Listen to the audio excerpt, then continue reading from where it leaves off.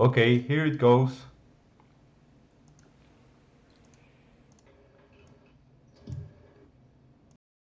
Is a summary of the recent developments with the drivers that you use in ArcaOS. Let's start off with a quick review of what the ACPI driver project provides. You've got a few different components. First of all, the most important component in the bottom box here is the PSD. Now this PSD is responsible for a lot of things. One of them is communicating with the ACPI that's in your computer. And that is done via the ACPI component architecture that is provided to us by Intel. And it's just dropped in as a block in the PSD. We've also got the DLL, which is the interface between the PSD and applications, whether that's applications that you write via using the toolkit, or the daemon, which comes with the ACPI driver software. And the daemon is an application that provides a lot of the functions and helper tasks that are required to run your system. And the last piece is the APM emulator module. This is optional. Most people don't need it and can safely comment it out of your config.sys. I don't use it on any of my systems. So let's talk about what's been happening with the ACPI driver software recently. The current version is 3.23.15. It supports ACPI version 2.0 through version 6.1. This is whatever version you have in your computer, and the reason it supports these versions is because that's what the ACPI component architecture that we get from Intel supports. Some of the recent changes to the ACPI driver software, the first one happened in version 13, is I added another PCI bus fix-up for PCI bridges. This occurs when the BIOS doesn't properly set up some of the bridge devices, and the PSD will fix them up to make them work the way they're supposed to.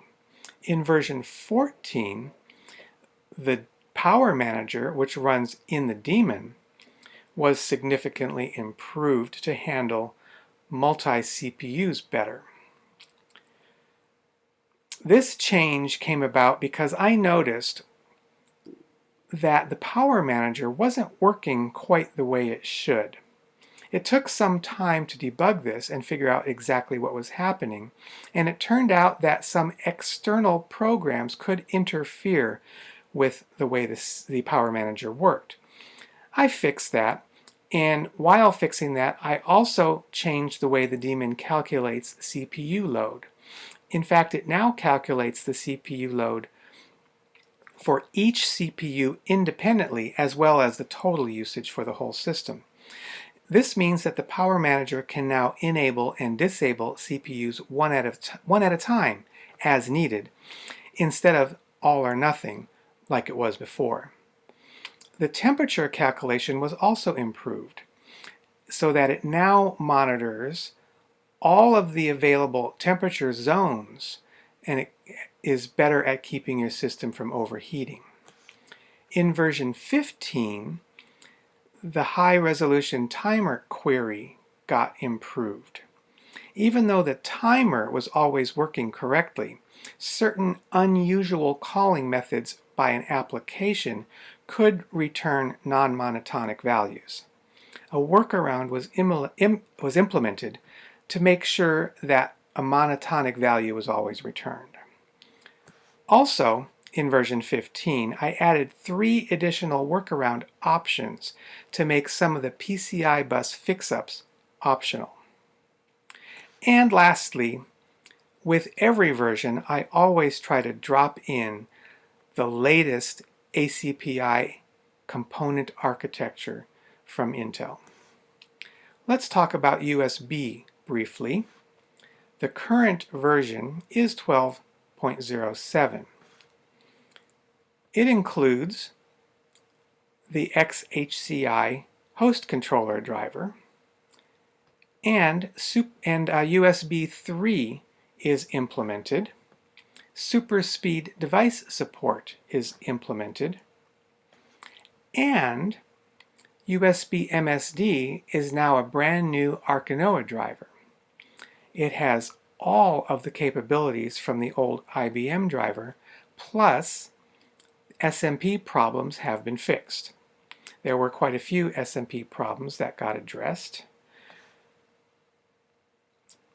It also has super speed device support, so it can read and write super speed devices. A lot of the 16-bit memory access errors were corrected. There were several places where random memory could be unintentionally accessed because of bad pointers. In the 16-bit model, bad pointers, including 0 or null pointers, don't cause traps like they do with 32-bit drivers. They actually work and access unintended memory. There were several errors like this in the IBM MSD code, and this intermittently caused very bizarre things to happen in 16-bit drivers. These bad pointer issues have all been fixed. This is a picture of how all the USB drivers fit together. Everything is now 32-bit except for audio. The pink blocks are the 16-bit parts.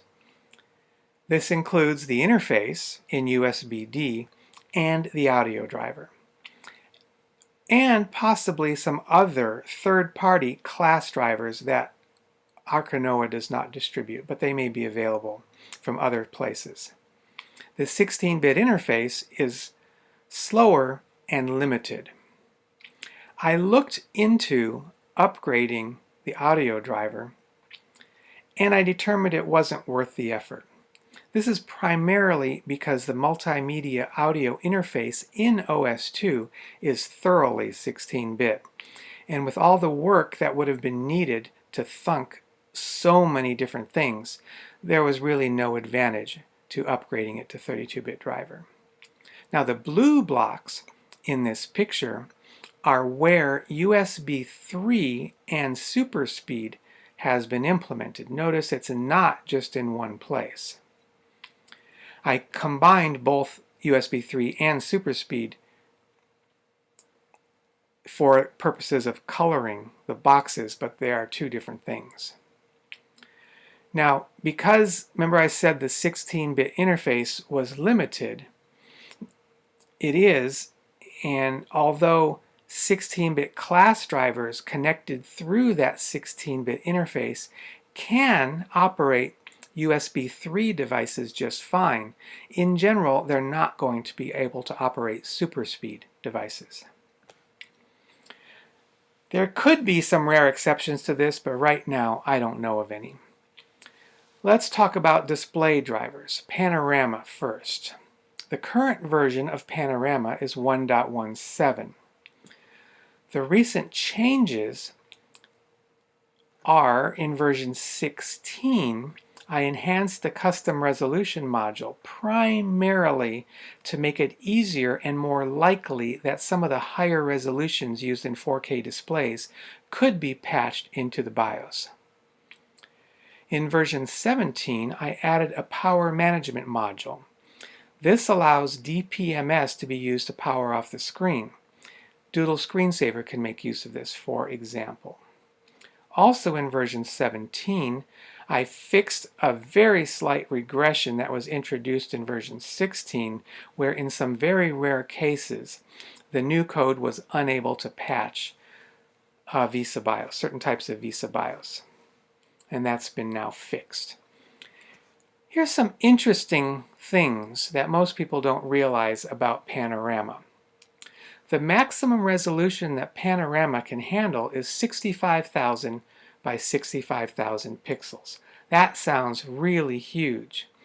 And this is because everywhere inside Panorama, it uses either 16-bit or 32-bit variables and math for the different X and Y resolutions. However, there's many things outside of Panorama that actually limit the resolution you can actually use. The maximum practical resolution for Panorama is about 4095 by 4095 pixels. And this is primarily because the data structures in the video BIOS use 12 bits to store the X and Y resolutions.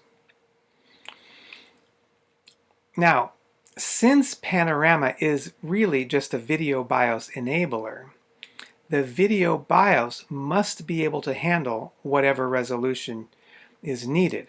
So if you're going to try and use some of these higher resolutions in 4K displays, you really need to have a new enough video controller and a new enough video BIOS. 4K displays work just fine with Panorama, provided your hardware and your software is new enough. Also, in line with the display drivers is grad.sys. Grad.sys is used by all of the grad display drivers like Panorama, Snap, and GenGrad.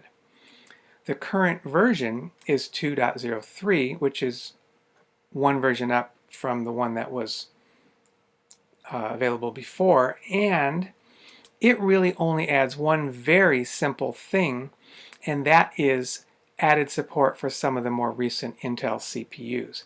And this is extremely minor and really just amounts to adding a few entries into a table in the driver. Let's go over some of the disk drivers. ACPI, for example, the current version is 2.07. It's only had one very minor update to it, and that was to fix the recovery algorithm for failing hardware. In the event the controller or the disk fails, the controller will try and reset everything and retry. Previously, that condition resulted in a trap. The trap is now fixed, but I really was not able to test the recovery algorithm because I don't have any failing hardware. NVMe, another disk driver, is in development. The driver exists and is moving along and is being developed. I really don't have any more to say about it at this time other than we are working on it. Some other drivers, FAT32 for example. Current version is 5.0.3. It has had lots of bugs fixed. Cache corruption, directory corruption, SMP problems, weird coding errors. It's had a lot of work. And that's just the fixing problems part. It's also had NLS support worked on, and caching now works the way it's supposed to. So, bottom line is this version is quite a bit improved over the older versions. So if you're not already using this version, you probably should get it. Anytime an older version is discovered to cause data corruption, it's probably a good idea to get the new version. JFS also got a new version recently. 1.09.08 is the current version. It's only had one very minor change. The IFS was not changed at all, so in normal day-to-day operations, there's nothing changed. What got changed was the OS2 boot module, which is used in the very, very beginning of booting your system if you have a JFS boot disk. Under certain cases, if you had empty directories, the boot could hang. That was fixed, and you do not get the new OS2 boot just by installing the new JFS, because the file system is not what's changed. It's the creation of a new boot disk where you will get the new OS2 boot. Now, I do have a tool that will update the OS2 boot on an existing disk. I'll have to look into making that available. And lastly, let's talk about Uniaud. It looks like Uniaud may live a little bit longer. Work is underway on Uniaud again. Paul has been working on porting the latest audio code from the Linux kernel. This will bring Uniaud up to a more recent level. The current audio code in Uniaud is is pretty old. It's probably 9 years old by now. Paul is working on porting the audio code parts from the Linux 4.14 kernel. And this is quite a bit of work because the Linux code has changed quite a bit, and it makes extracting the right pieces out and putting them into Uniaud a little bit more difficult than it used to be. But work is progressing, and we are looking forward to having a new Uniaud, a more up-to-date Uniaud, in the near future. Well, that's it for recent driver development. Thanks for watching.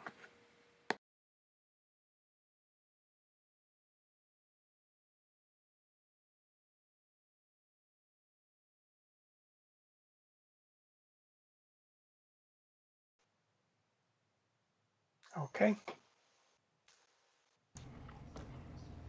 Um, just before the questions, I was checking the latest panorama, and with Doodle screensaver, it's working very nice to finally shut down the screen after, I don't know, 5 minutes of the use it up. So that was great about the latest panorama update. Yeah, it Yeah, worked. a lot of people are happy about that. Yeah.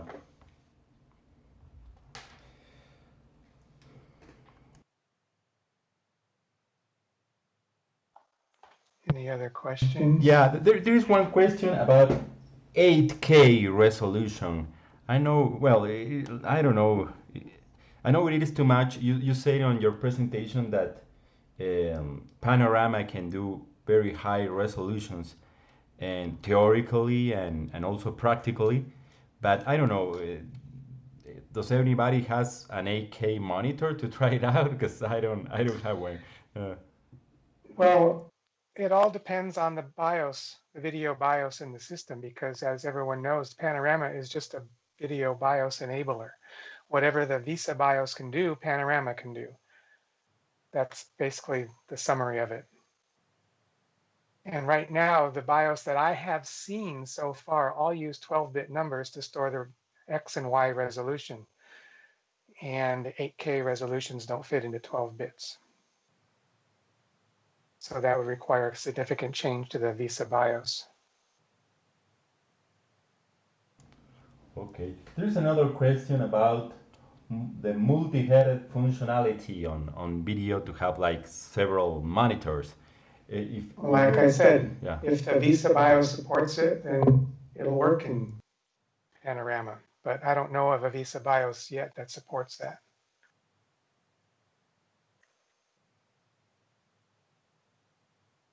See, remember, Panorama is not really a driver in the sense that it controls the hardware. It's just an interface to the BIOS. And the BIOS does all the hardware manipulation and functionality.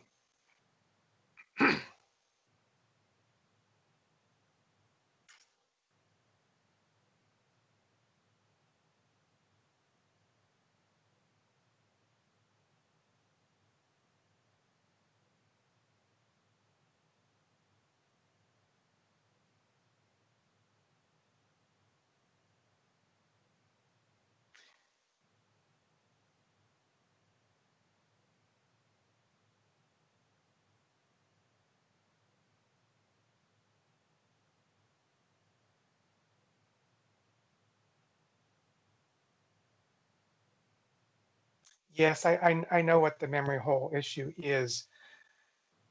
Um, as of this point, I'm not aware of anything that we can do about that. I know it's an issue because yes, it has to do with where the physical RAM is located in the address space. When we had 32-bit address space, all of the RAM had to be in the 0 to 4 gigabyte range. And now that we have 64-bit computers, a lot of vendors are taking some of the RAM and moving it above the 32-bit boundary, leaving holes or chunks of address space in the memory address ranges below 4 gigabytes that OS2 cannot access. And the people refer to these as memory holes because there's a little bit of memory, then there'll be a chunk of address space where there's no memory, and then there'll be some more memory. So with 32-bit addressing, we can only ever address 4 gigabytes of RAM, and with some holes in there, if the vendors don't populate the entire 4 gigabyte address range with actual physical RAM, there's holes in it, and we get left with less than 4 gigabytes of addressable or usable memory. And that's the issue. Okay. Unfortunately, this is a physical hardware issue that I'm not aware of a way to get around it in software. Okay. And there is another question: if there any um, future for the Snapdriver, if the Snapdriver is going to continue, or if there are going to be new releases. Yeah. The Snap, yes, absolutely. Snap development will continue. Yes.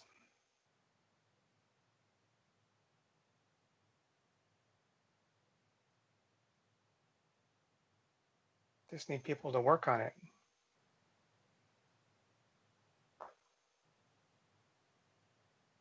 I don't see any more questions. Okay. Memory holes.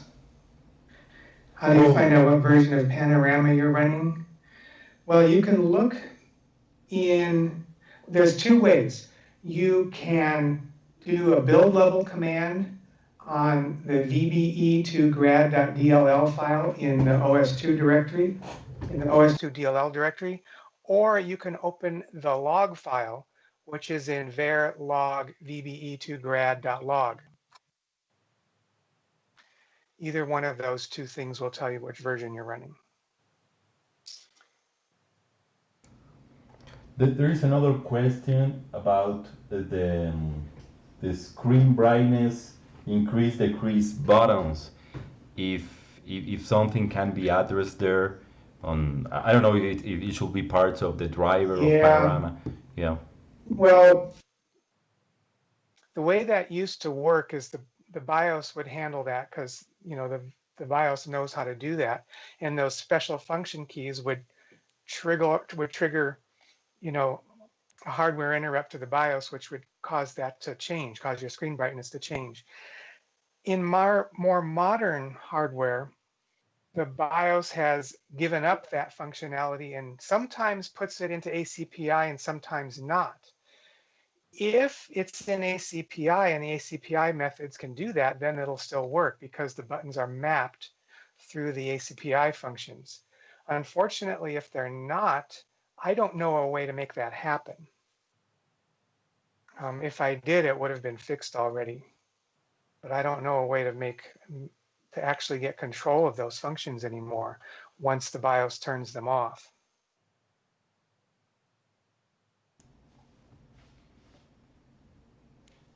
Okay.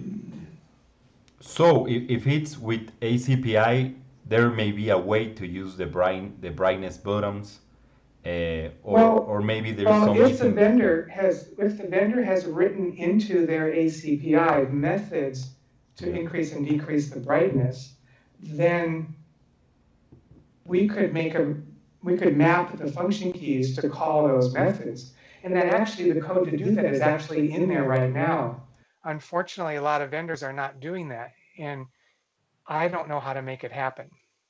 So Maybe because each vendor used their own way of that brightness buttons, right? it's possible, yes, that's true. Okay. Let me check any other questions. Does PAE help you address the memory issues? Not really.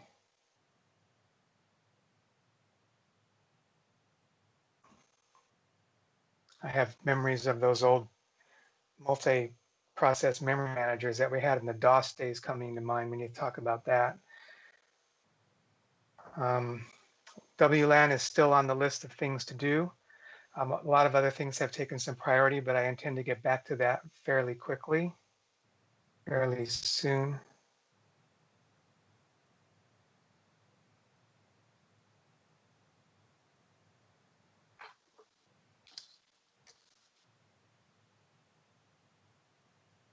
All right.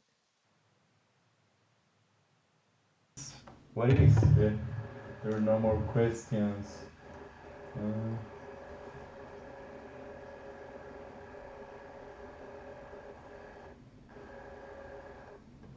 yep. Yeah, it's possible the brightness can be controlled via the video chipset.